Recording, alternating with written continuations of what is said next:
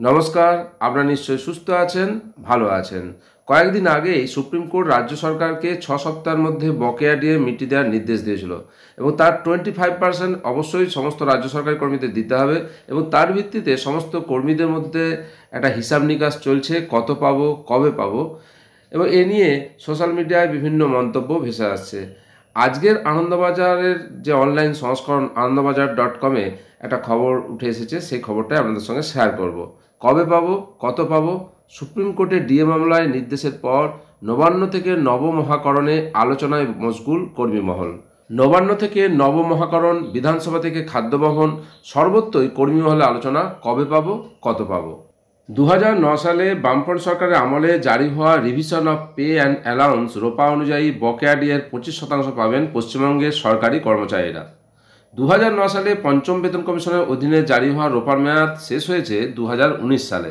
তাই 2019 সালের পরে পশ্চিমবঙ্গে সরকারি চাকরি পাওয়া কোনো কর্মচারী ওই 25% ডিএ পাবেন না।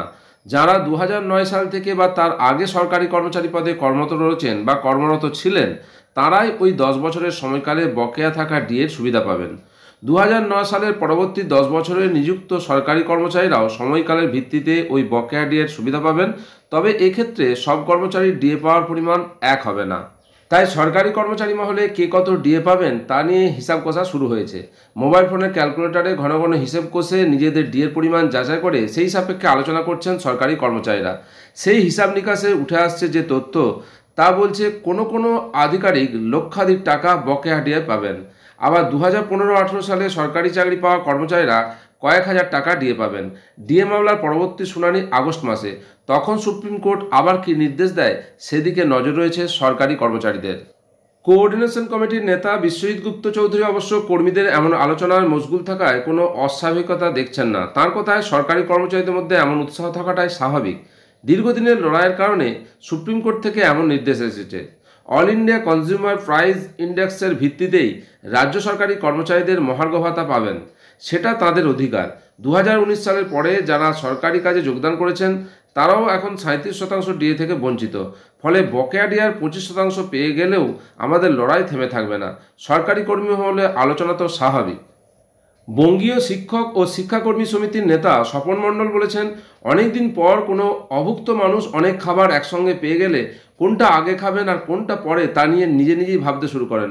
এখানেও তেমনই পরিস্থিতি তৈরি হয়েছে। অনেকদিন বকেয়া ডিএ না পাওয়ার পরে যখন সুপ্রিম কোর্টের নির্দেশে সেই বকেয়া ডিএর 25% পাওয়ার পরিস্থিতি তৈরি হয়েছে, তাতেই সরকারি অফিসগুলিতে আলোচনা শুরু হয়েছে। সকলেই জানতে চাইছেন তারা কত পাবেন আর কবে পাবেন। তৃণমূল সরকারি কর্মচারী ফেডারেশনের আহ্বায়ক প্রতাপ নায়কের কথায় আমাদের সংগঠনের অধীন সরকারি কর্মচারীবৃন্দ মুখ্যমন্ত্রী মমতা বন্দ্যোপাধ্যায়ের উপর আস্থাশীল। সুপ্রিম কোর্টের রায়ে যখন ডিএ দেওয়ার ঘোষণা হয়েছে তখন মুখ্যমন্ত্রী যথাসময়ে সেই রায় কার্যকর করবেন বলেই আমাদের বিশ্বাস। এ নিয়ে আমাদের পৃথক কোনো বক্তব্য নেই। এই প্রতিবেদন বা খবরে নানাজনের যে ডিএ সম্পর্কে মতামত উঠে এসেছে তা আপনাদের সামনে তুলে ধরলাম। যদিও রাজ্য সরকার কোনো সরকারিভাবে এই ডিএ প্রাপ্তির ব্যাপারে এখনও কোনো নোটিফিকেশন জারি করেননি। আশা করি খুব দ্রুত সেই খবর আমাদের সামনে আসবে। সেই তথ্য সামনে এলে আপনাদের সঙ্গে শেয়ার করব।